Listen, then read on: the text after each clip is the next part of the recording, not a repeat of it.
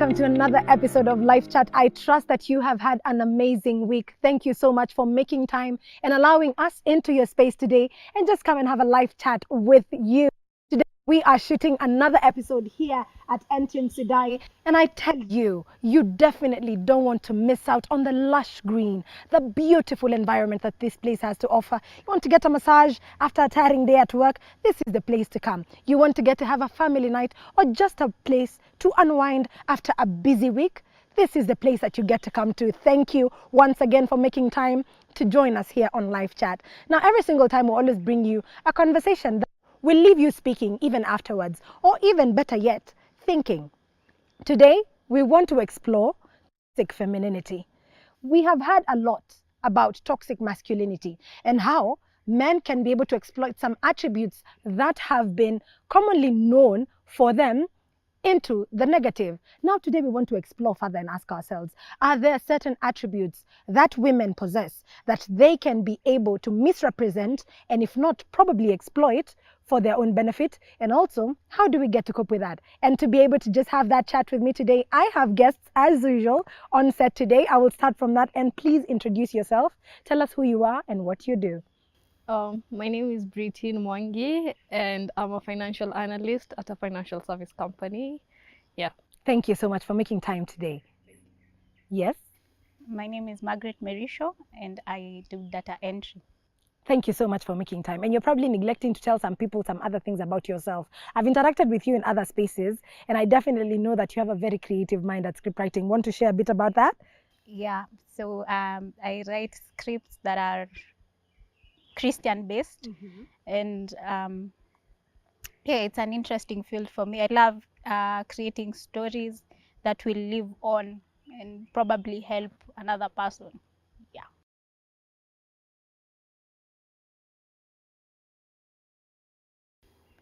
I think I just I assume the frame of mind of the task at that particular moment. So if I am writing a story, my mind will get into the zone. If I am working at data entry, I'll just get engrossed in it. Yes.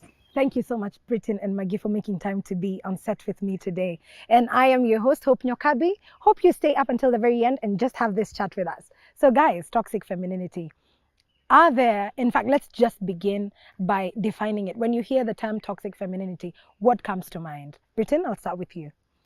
Mine will be just ladies using the fact that they are ladies to gain favor and to just gain an upper hand over men in the society, either in family, friendships, or even anywhere. Just, yeah. Thank you. Using the fact that they're ladies to just get an upper hand, most especially over men. Maggie? Same definition, but let me use a textbook one. Sometimes you can be right, but use the right things for the wrong reasons. And in this case, it's you being in that space of, yes, this is my nature as a woman, but again, the way you're using it, like she said, is against others. Like it's to manipulate. To manipulate other people. Interesting term that you bring up there. And does this manipulation just work when it is in relation to the opposite sex, or can toxic femininity also exhibit itself or manifest with woman-to-woman interaction? Of course, it manifests even woman-to-woman interaction, because I believe anything toxic, not everyone has that trait. So some people have that trait, some people don't have that trait. And if you don't have that trait, you tend to see people who have that trait in them. So it will manifest itself to someone who's just mutual. Yeah. I like that. Now, are there some certain examples that come to mind when you think about toxic femininity and how we exhibit it as ladies? Britin wanted to go at it, or maybe Maggie, you'd want to start because you're giving Britin that's a very an interesting question. I will say things like exchanging roles. I don't mind doing the roles of men, but also there are certain roles that are for females, like you shouldn't exchange them, you know. Example, it's the same way a man can't give birth. You get, a female is the one who's supposed to give birth, okay? the same things, the same logic should apply even in life. Some things not every man can do, some things female can do, you know. And when females try to make men do certain stuff, now that for me it's toxic. It becomes toxic. Yeah. For example, I would want to hear some of these things that probably you have seen or heard of that women try to impose upon men that would come off as toxic. I think that because she's talked about how it applies in men, I think I'll talk about how it applies in women. I think sometimes because of the differences that we have, I tend to believe, for instance, if I am more of a gatekeeper, a traditionalist, that is, I will see you doing something which I don't consider feminine. I will see, for example, what you wear, and I decide that's not feminine. You should wear like me. Or the fact that you're working from outside, and it is my belief that you should actually be staying home with kids, and I add you to the statistics of why children are not doing well these days, that you're part of the contributing factor because you're working from outside. So I'm attacking you even without understanding how it is playing in your life, but I'm attacking you for being you. Yeah. And it's interesting that you should mention that, Maggie, because normally when such conversations are held, it's usually it is from the end of guys. They're the ones that come and tell you that. But for it to be manifesting that a fellow lady or woman would come to you and tell you you're part of a big problem, why children are not being shaped up nowadays or being disciplined, it's because you spend a lot of your time at work and you're not at home like a woman should be. So it's really interesting that you should say that. Want to comment on that before you respond? Before you respond, I think that's a really important thing to note, because I believe that sometimes when ladies call each other out, sometimes it's not for the good, and that will be a really toxic trait for them, you know, because you think your life is like this, and you're a liberal person, sorry to say, you're a liberal person, and you think everyone should be like you. You don't respect the fact that someone else wants to continue with their traditions, continue with their cultures. And for example, what Maggie is saying, imposing those traits on someone, that's toxic, yeah. And an example I will use, because I've gotten one, is the role of women and men in marriage. For me personally, I believe men are the head of the family. And I don't mind the fact that women can earn more than men, and women can even cater for their family needs. But you should not remove the aspect of the man being the head of the family. You get, like, even in a Christian context, like, we are helpers, men are the head. So if you remove that, it's like you're trying to say God didn't know what he was saying, yeah? And beyond even removing it, you're trying to encourage other females to remove it as well, to be like, no, whatever a man can do, a woman can do better, so we can also be the head of the family. Now, with that, respect comes out. You tend to diminish male, and I think that's a really good example of a toxic trait in a female. And who's to say that the role of the helper is a very meager role? If you ask me, who's to say that it is not a role that is worthy of praise? That is what I think. So I think a lot of the conversations that we have tend to just paint a very negative light on the fact that being a helper is a diminished role, if you ask me. And then also at the same time, I'd probably ask myself, then who's to say that you necessarily need to have an opinion with how other people are living with their lives? And if indeed you do have an opinion, is it important that you voice it? We will get back and answer these and more questions after the break. Make sure that you don't touch that dial. Still here at Intimacy Diary.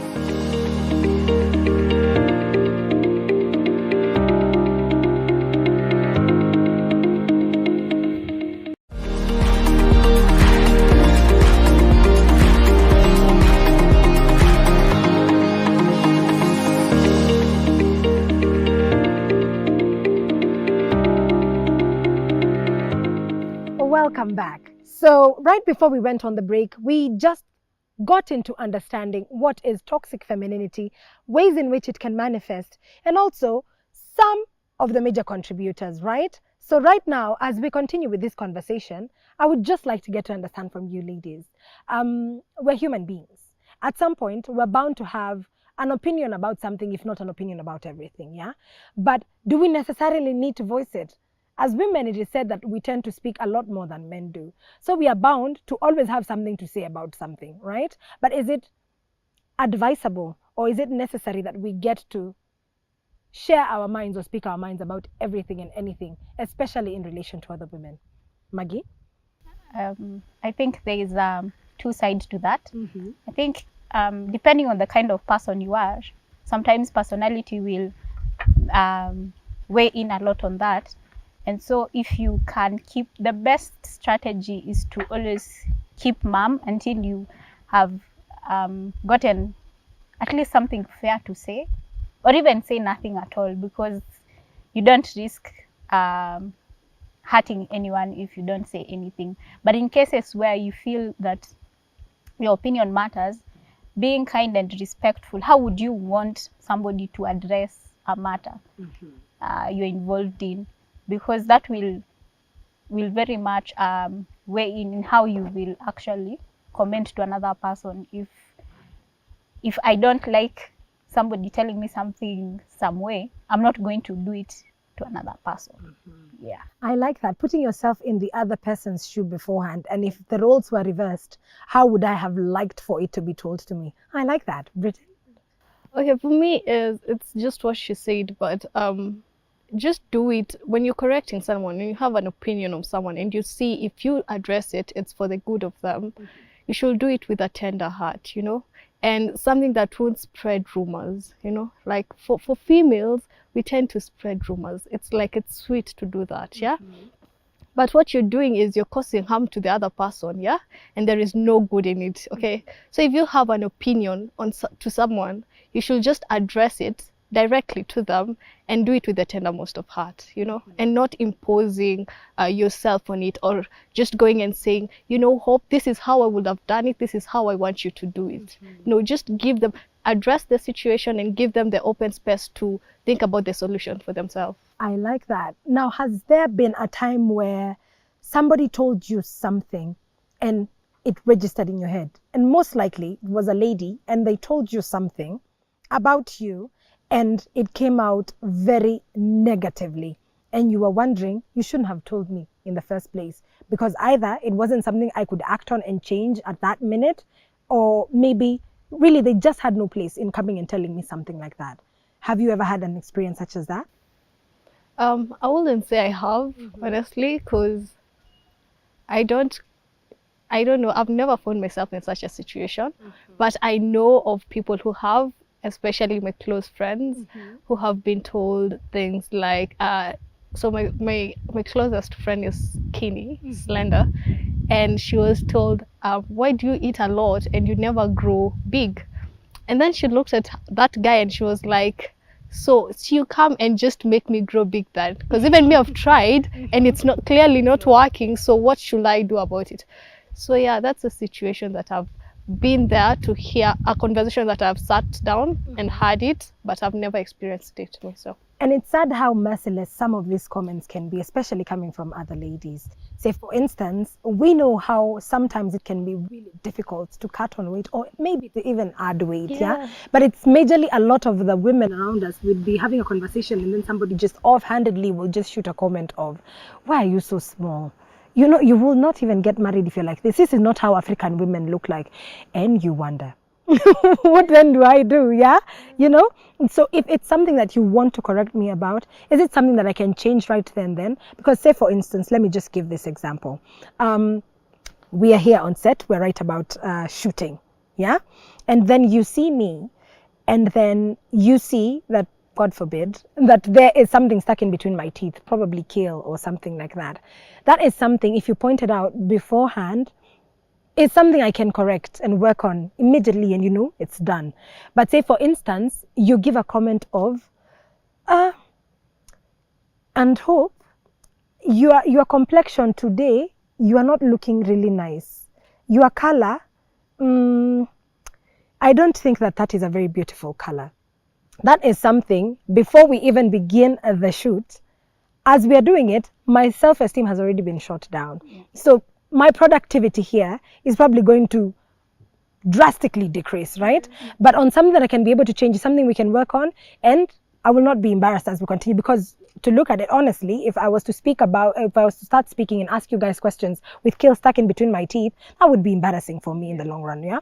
But right now, on something that I cannot be able to change, honestly, you have no business giving a comment if it's something I cannot change right at the moment, yeah?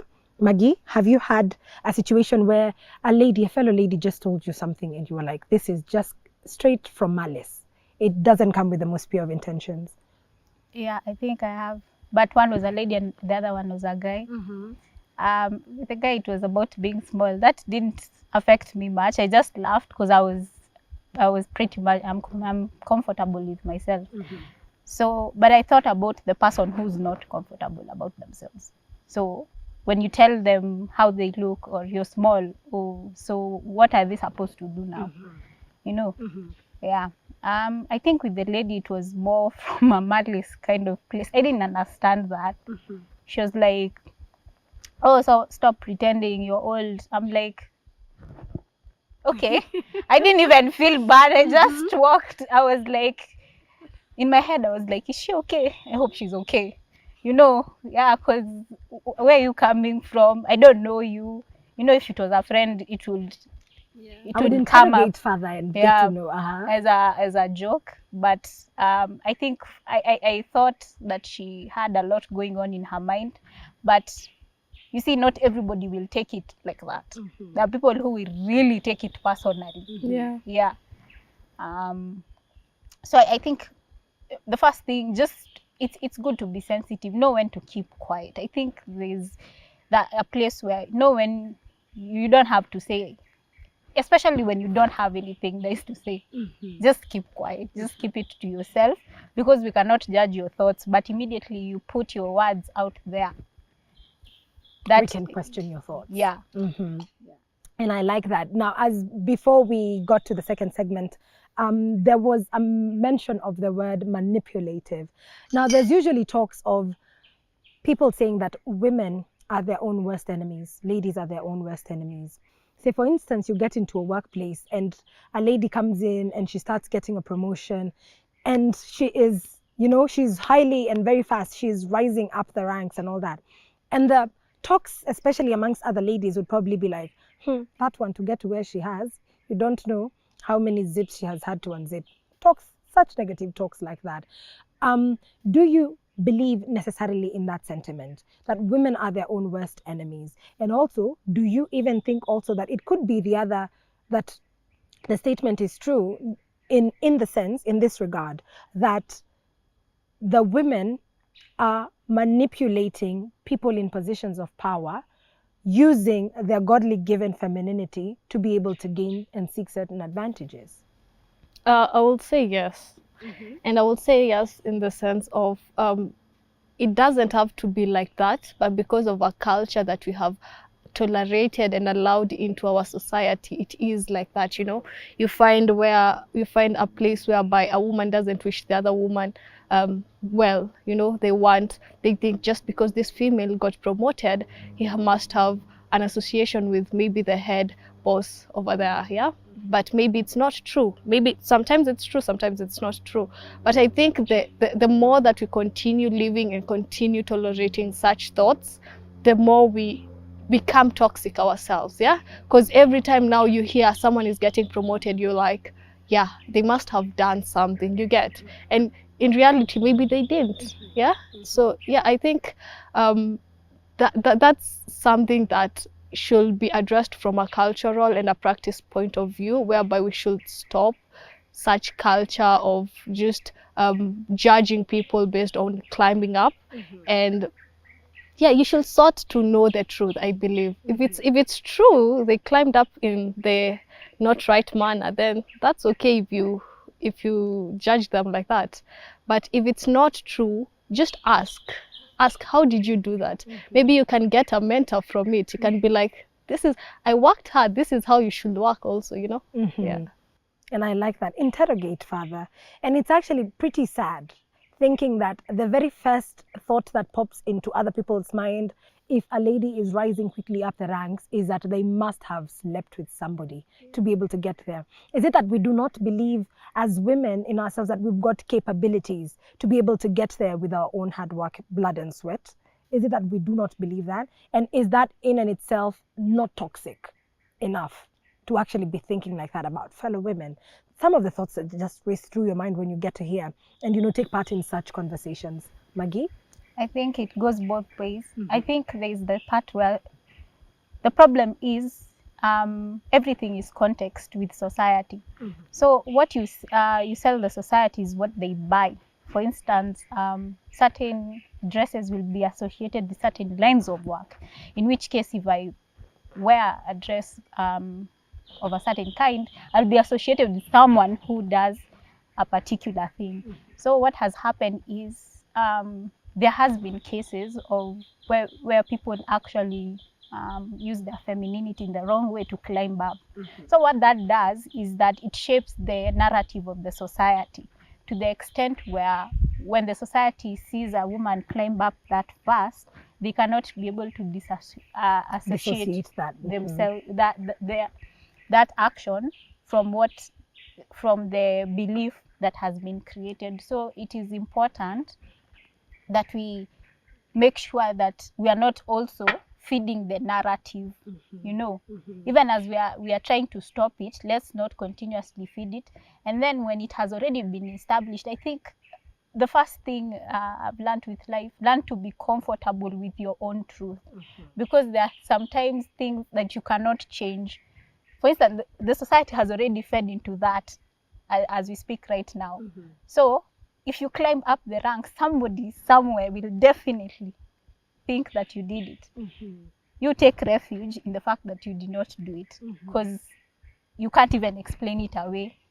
They will probably not believe. It's okay if people don't believe. What matters is what is the truth, what is the real truth.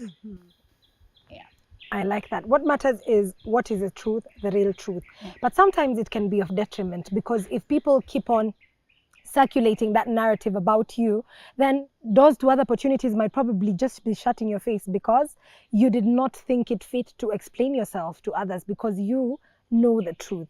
So I just hope that we get to a point where women will not be the ones propagating these rumors about other women, but will be the ones quick to tell people to keep quiet when they hear such negative rumors circulating about their fellow women in their workplaces, at home, or even in the community at large, that they will be the very first ones to put an end to a rumor when it gets to them, not to be the next person that propagates it.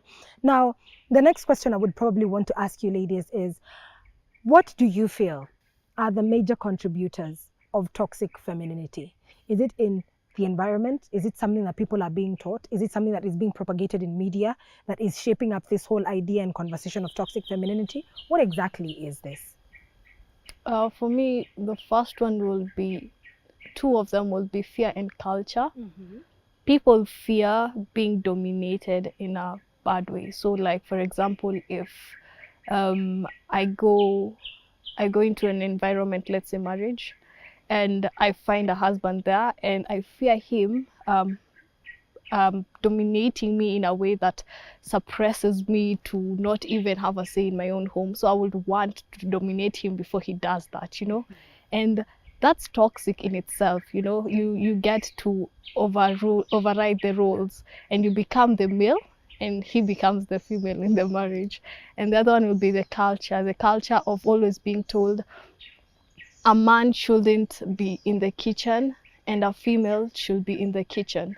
Now with our liberal generation, it's a man can also be in the kitchen, and now you remove that aspect of respect, and you don't see your man as just a man, you see as your partner, your homemate, someone who you're raising kids with, and you get to drive them into the kitchen 24/7, 365, days of the year. And that respect just gets out, because the culture now is shifting, and we're in the generation between the culture that had the male and female roles and the generation that doesn't have any roles stipulated. It's just open. And I think that's a big point in growing the toxic femininity in our era. Aha. Yeah. And I'd like to interrogate more on the fear, because I feel like the fear is fed into, especially right now, with the whole idea of equity and equality. Not necessarily mostly to do with equity, but with the equality aspect of it coming to be that you and I are the same, whether you're a man, whether you're a woman, you and I are the same. So I wouldn't want to be the one who's assigned to a particular role. Why should it be that it's me who is synonymous to this role and not the other way around? If not, let the both of us be synonymous to that. So once you get into a space like marriage, which sometimes or some places need to have definitive, clear roles that you can be able to work with, you completely don't want anything to do with that, because why should it be that I am the one who is taking care of the kids? Why should it be that I am the one who is going to the kitchen to cook? Aren't we both going to work and coming out at 5, and you expect me to come there and cook for you? Some of these things are probably also feeding into the fear that young women, especially now, have before getting into marriage. And I completely agree with that. Maggie? So I think I'll go to media, especially. Media is like the gospel of today. I think because of the accessibility of the many different means and mediums of news. So we are fed into, and some of the cultures you're feeding into, you don't understand the history. It's important to go back and try to understand the history behind these things. Let me take the example of the feminism that we have today. When it was started, the idea was to create equal opportunities for both men and women. And not the problem is now we expect that because you have equal opportunities, you will have equal outcomes, which is not true, because we are different in very many ways. You know, people start the race at the same place, but by the time they are reaching kutakuwa na number 1 to number 10, you know. So before you go adopting a policy just because a Western person or somebody has said something about this, can you at least find out what is the background, so that you're not just being swayed by everything and not understanding yourself. The other thing is, when you're not rooted in the word, I came to discover God is usually the standard. He's actually the standard. So what happens is, when you deviate from the standard, you don't have, I don't know if you can remember, in physics there used to be something that had to be constant, either temperature something For the formula to work. So what happens is, when you remove that constant, you have variations, which means today if I come and tell you this is how to be feminine, and tomorrow I come with another one, and you will be adopting all of them, which will make you very miserable at the end of the day. So it's good to have a stand, understand your history, and then have a stand. Have somewhere where you're standing, so that you're not swayed with everything. You're not swayed by everything. Yeah. Aha.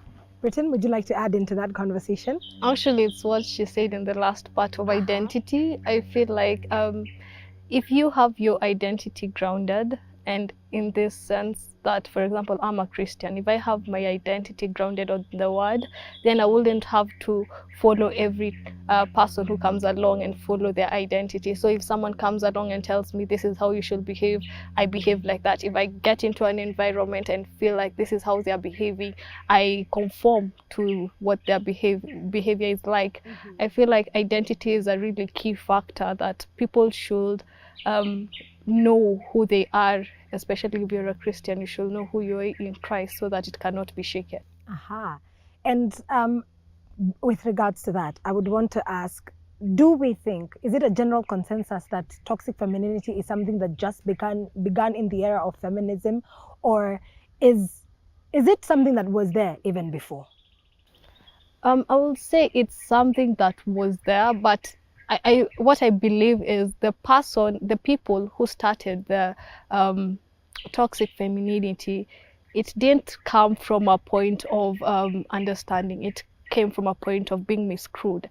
You know, they had information about equity. They thought, okay, now we should all be equal, and they wanted to all be equal in the same platform, and that's how they grew.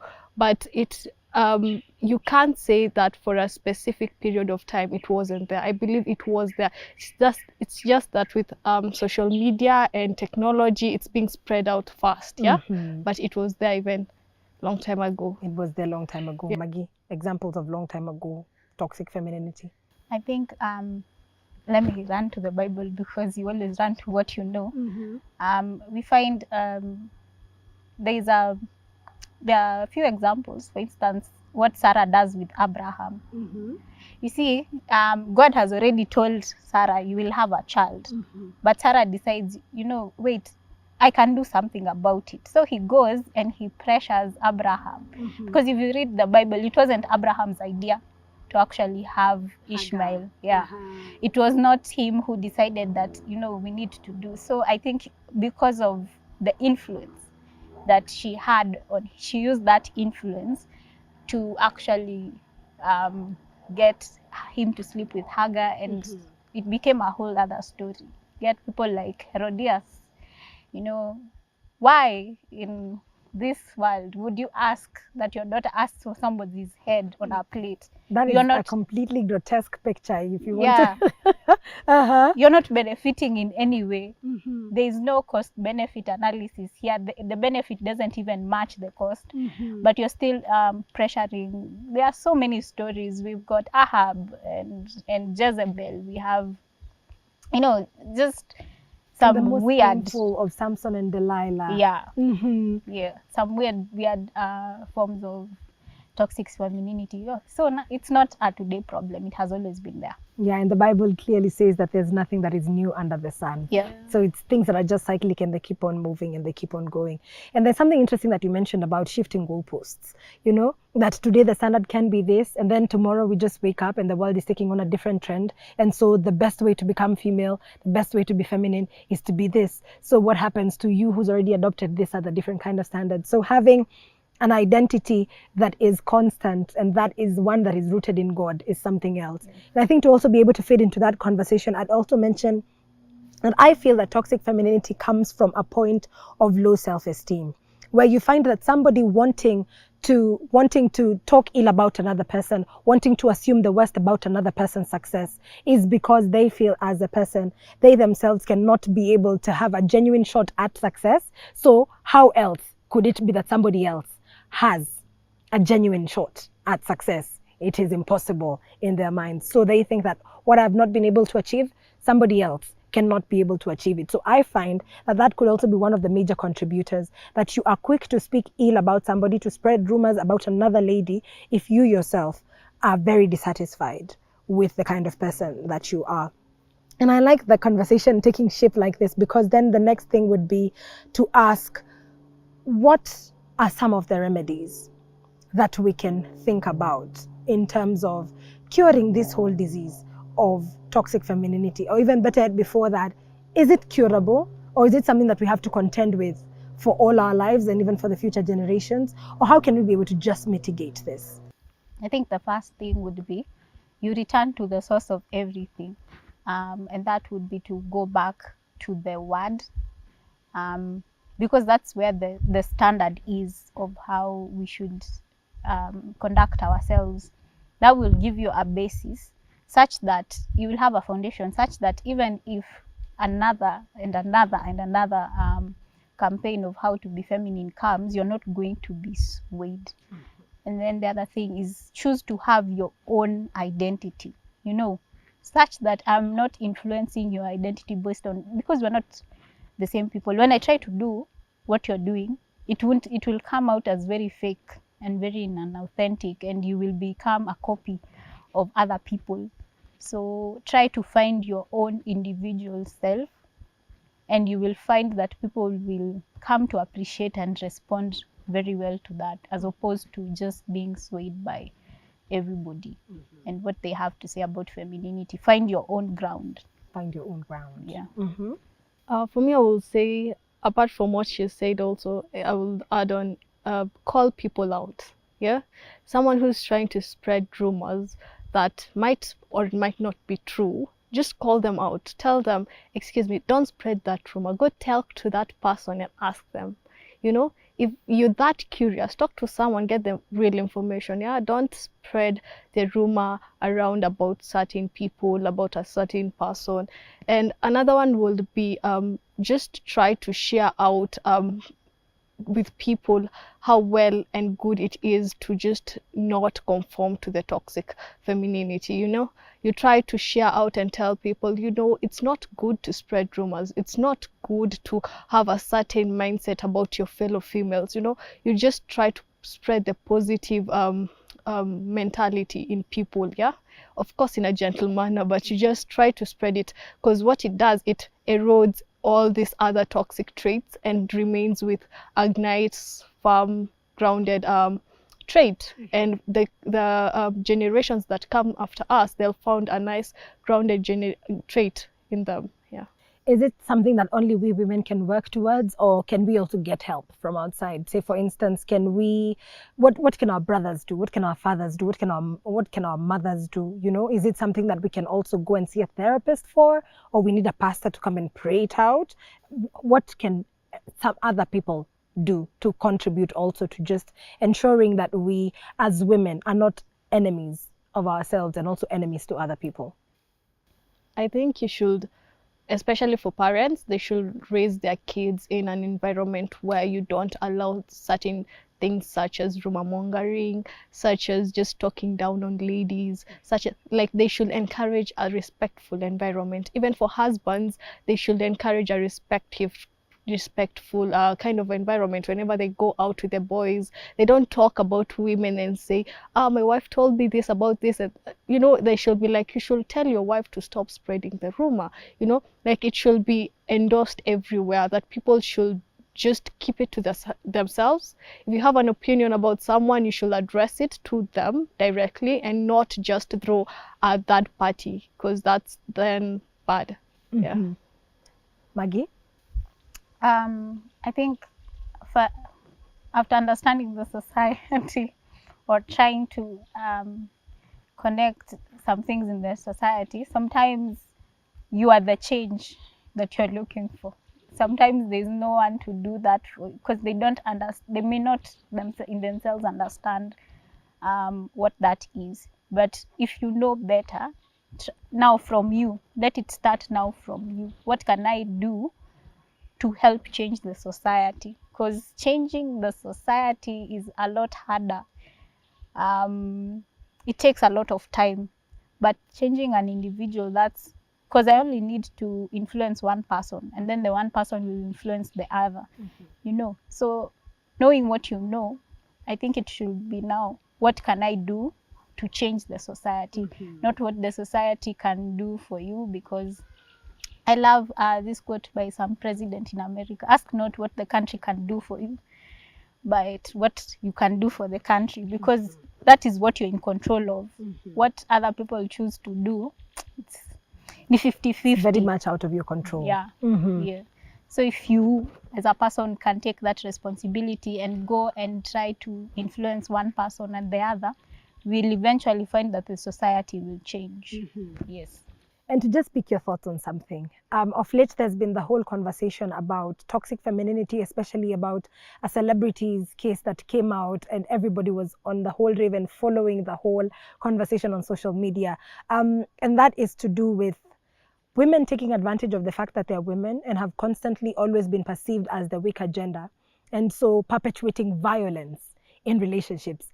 What say you in terms of gender-based violence, but now men being the victims? What are your final words with regards to that, Brittany? I feel like ladies victimize themselves a lot, especially in such situations, because I feel like even ladies can act on men, like they can be violent on men, and now people won't accept that this lady beat this man. And that's what women will leverage on. Yeah, they'll be like, you see, you're taking advantage of every circumstance. So if it's good, you're going to the good side. If it's bad, you're sticking away from the bad. Yeah. And in this case, it's the bad. You hit your husband and you go to court and you say, no, it's the husband who hit me, I can't hit my husband. And I feel like that's bad.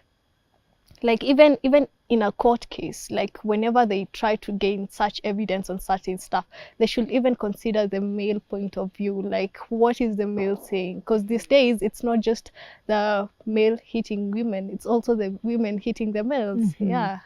Aha, Maggie? I think it's important to remember that whatever you do it to yourself.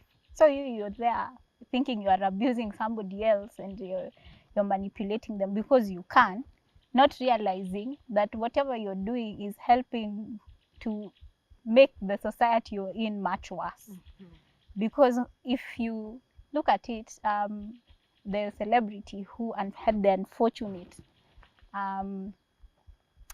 the unfortunate event of having to abuse the husband, later on paid.